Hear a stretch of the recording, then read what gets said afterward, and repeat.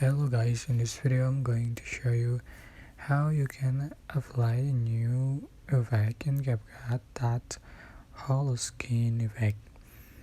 Alright, that's simple. For example, I'm going to select the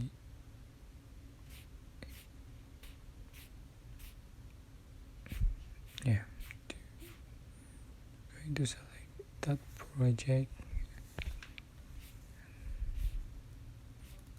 Alright, so to add the effect,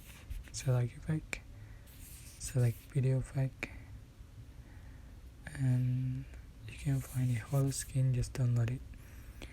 But it is perfect. You have to join Pro first to be able to use this effect. So you can tap on it again to just for a glow, blur, atmosphere, and etc. And just go check mark and see the final result. So it is applies to the video as well.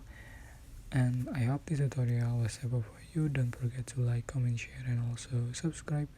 Thank you so much for watching.